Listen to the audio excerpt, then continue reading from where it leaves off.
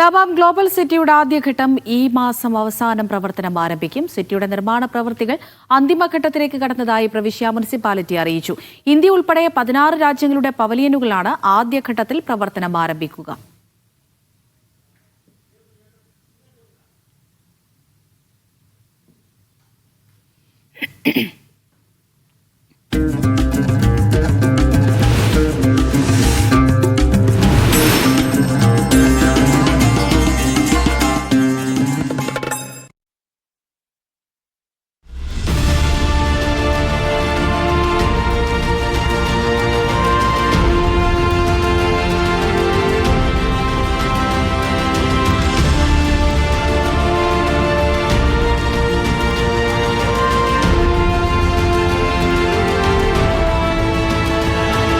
വിനോദവും ടൂറിസവും ലക്ഷ്യമിട്ട് നിർമ്മാണം പൂർത്തിയാക്കി വരുന്ന ദമ്മാമിലെ ഏറ്റവും വലിയ വിനോദ നഗരം ഗ്ലോബൽ സിറ്റി പ്രവർത്തനം ആരംഭിക്കുന്നു. ഗ്ലോബൽ സിറ്റിയുടെ ആദ്യഘട്ടം നവംബർ അവസാനത്തോടെ സന്ദർശകർക്കായി തുറക്കും. സിറ്റിയുടെ ഒന്നാംഘട്ട നിർമ്മാണ പ്രവൃത്തികൾ പൂർത്തിയായി. അവസാനഘട്ട മിനുക്കുപണികളാണ് ഇപ്പോൾ നടന്നുവരുന്നതെന്ന് പ്രവിശ്യ മുനിസിപ്പൽ വക്താവ് ഫൈസൽ അൽ സെഹ്റാനി പറഞ്ഞു.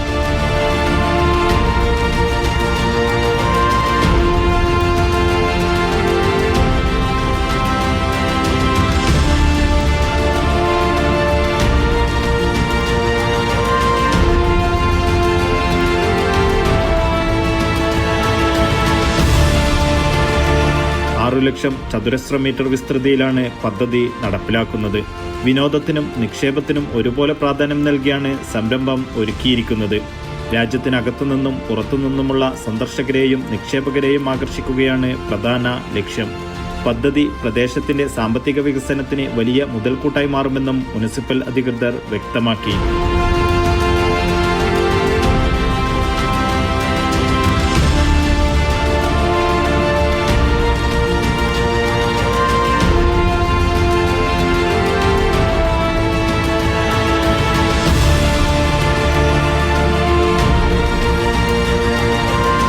$600 ദശലക്ഷം റിയാൽ മുതൽ മുടക്കിൽ നിർമ്മിക്കുന്ന പദ്ധതിയുടെ ആദ്യഘട്ടത്തിൽ 200 ദശലക്ഷം റിയാലിന്റെ നിർമ്മാണ പ്രവൃത്തികളാണ് പൂർത്തിയാക്കുക.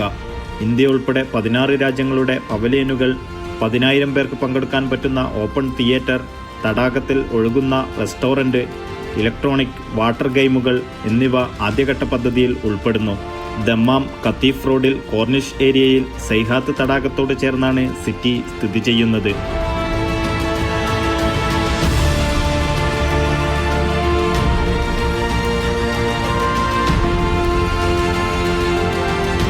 നൗഷാദ് റിക്കോർ, മീഡിയ 1, ദമ്മാം.